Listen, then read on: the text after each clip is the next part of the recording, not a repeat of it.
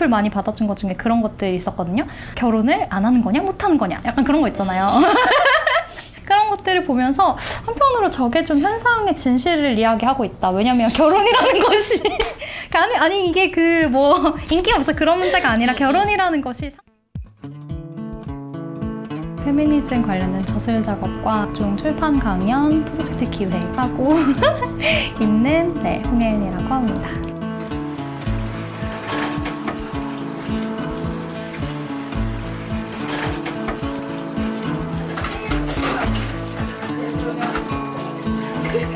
여기로 호운동으로 이사를 올 때 공격동 공간에서는 공동체를 같이 하지 않았지만 그렇게 같이 사는 것도 해볼만 하겠는데 싶어서 이번에 처음으로 여기 공간에 들어오게 된 사람도 있고, 주거지가 근처에 있을 때 자연스럽게 생겨나는 그런 모임들이 좋더라고요. 한 빌딩 안에 또 살아보면 또 다른 점이 있지 않을까 싶어서 이 임대주택을 모집한다고 할 때 주변에 알려줬고, 그래서 3층 아까 전에 여기 설거지하던 사람들 여기 살거든요. 3층에 같은 빌딩에 3층에 사시는 거예요?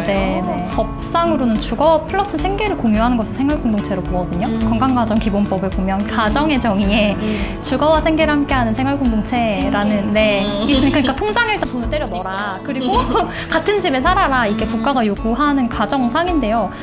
꼭 그렇게 해야만 그게 생활공동체인지라는 질문은 저희가 있고, 그래서 생활의 영역을 꼭 주거 생계 같이 하지 않더라도 뭔가 자주 들여다본다든지 서로 안부를 묻고 뭐 한 달에 한 번씩 만나고 뭐 3개월에 한 번씩 뭔가 행사를 하고 이런 식으로 묶어볼 수 있지 않을까 싶었던 게 생활공동체라는 개념이었던 거죠. 비혼지향 생활공동체. 비혼주의를 언제부터 뭔가 해야겠다 이렇게 결심을 하시게 된 거예요? 그러니까 막 악플 많이 받아준 것 중에 그런 것들이 있었거든요. 결혼을 안 하는 거냐 못 하는 거냐 약간 그런 거 있잖아요. 그런 것들을 보면서 한편으로 저게 좀 현상의 진실을 이야기하고 있다. 왜냐면 결혼이라는 것이 아니 이게 그 뭐 인기가 없어 그런 문제가 아니라 굉장히 많은 그 루트를 잘 따라간 그 결과 그 끝에 결혼이 있는 건데, 저는 제 멋대로 살았잖아요. 수능 열심히 쳐라, 뭐 대학을 성실히 졸업을 해서 직장을 얻어서, 네 그렇죠, 어느 정도의 그 듀오의 기준을 맞춰서 그 다음에 이제 집안 대 집안을 그 보고 결혼을 하는, 그것이 결혼의 그 가는 루트라면 그걸 탑승하지 않은 거죠. 그래서 이렇게 될 운명이었다가 지금 최선장려 정책을 계속 결혼한 부부한테 하는 것도 이유가 그거거든요. 결혼을 한 사람은 아이를 낳을 수 있어요. 그러니까 그게 되게 많은 걸 보여주죠. 그 사람을 둘러싼 많은 조건들이 그 사람이 결혼을 하게 했고, 결혼을 한 이후의 삶도 예전에 그런 전통적인 삶을 살게 하는데 별로 문제가 없는 거죠. 직장 생활 하면서도 이제 어느 정도 그런 연차나 휴가 받아 쓸 수 있는 그런 직업에다가 가족 관련된 복지 잘 되어 있고, 그리고 정 안 되면 이제 시어머니나 어머니가 와서 아이를 봐줄 수 있는데, 그런 식의 딱 정상가족 틀 안에 들어가 있는 그때 유리한 것이 결혼이다.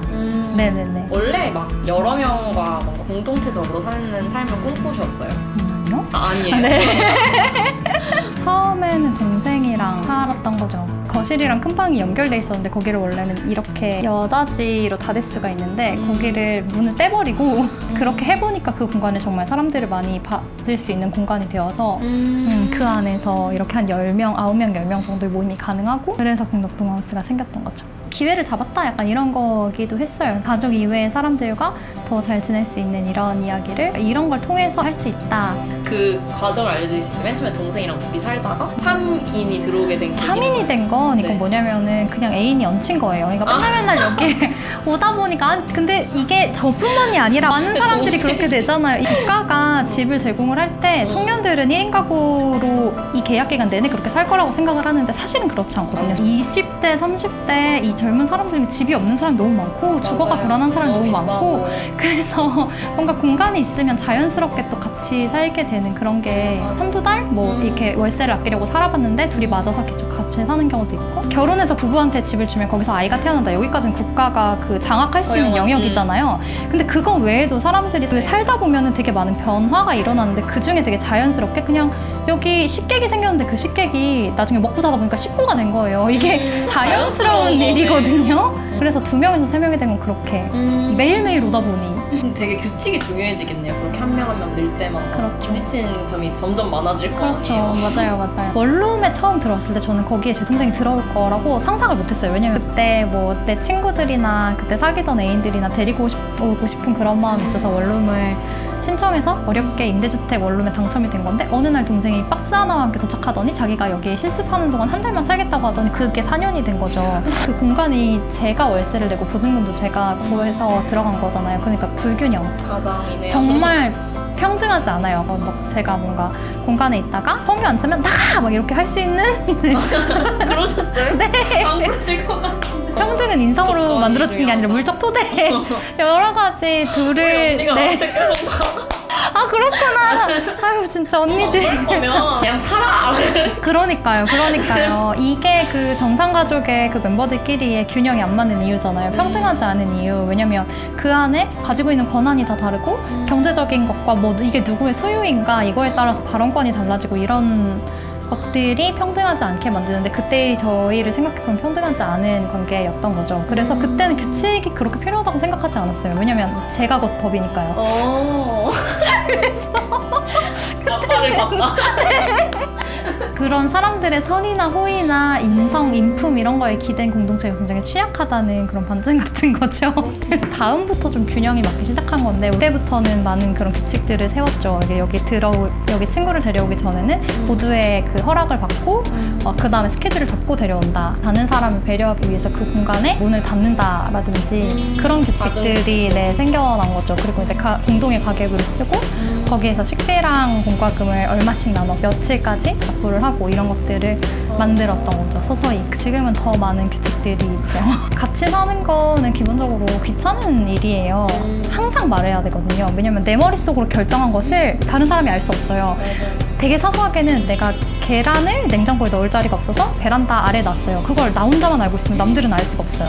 그걸 하나하나 보고를 해야 되는 거예요. 카톡방에다가 얘기를 해주면 오늘부터 계란은 베란다에 두기로 하였습니다. 사진 찍어서 여기입니다. 이런 식으로 해줘야 되는 거죠.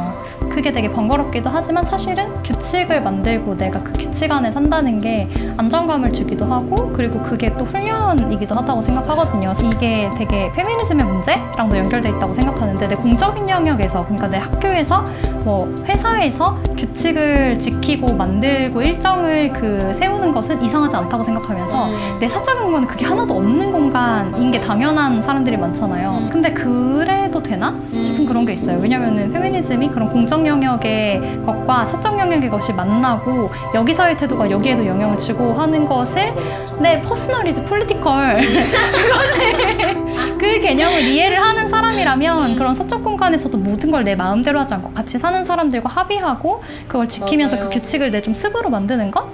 그걸 좀 훈련을 하는 게 사는 태도와 관점과 그 모든 것에 영향을 준다? 그거 저는 생각을 하는 편이라서 맞아요. 그러니까 뭔가 지금 가족들, 그러니까 정상 가족이 불편한 이유도 힘이 많이 있는 가장이 규칙을 그냥 일방적으로 정하고 네, 뭔가 그렇죠. 구성원들이 막 얘기를 해서 이건 이렇게 하는 게 좋지 않을까 이런 게 없잖아요. 없죠. 그래서 저는 사실 제가 집에서 내가 거기에 포함돼 있다는 느낌이 별로 안 들더라고요. 내가 네. 거기서 발언권이 없으니까. 뭔가 민주주의랑도 엄청 연결되는 거 아닌가요? 그렇죠. 페미니즘의 민주주의를 완성시킨다. 네. 근데 진짜 남이기 때문에 우리는 남이어서 얘기를 안 하면 사실 친밀감도 안 생기고 모를 수밖에 없고 어쩔 수 없는 과정인 것 같네요. 그렇게 대화를 많이 하는 건. 저희뿐만 아니라 다른 공동체들도 이제 공동체가 좀 오래 가고 고민을 한다 싶으면 다 지겹게 대화를 한다. 그것들이 기본이더라고요. 근데 저는 그게 공동체를 하는 것이 대화를 많이 해야 된다라기보다는 사람들이 그걸 안 하고 사는 게 기본이 되다 보니까 많은 문제들이 생겨나고 있는데 맞아요. 그 문제를 그냥 때우면서 지내고 있고 거기에 직면할 수밖에 없는 게 공동체다? 좀 그런 생각이 들어요. 이제 이런 질문들 사실 많이 받아요. 친구랑 같이 살고 싶은데 너무 싸울 것 같다. 근데 사실 갈등 상황이 생기는 것 자체는 문제가 아니죠. 갈등 상황이 없다고 여겨지는 것이 문제죠. 네.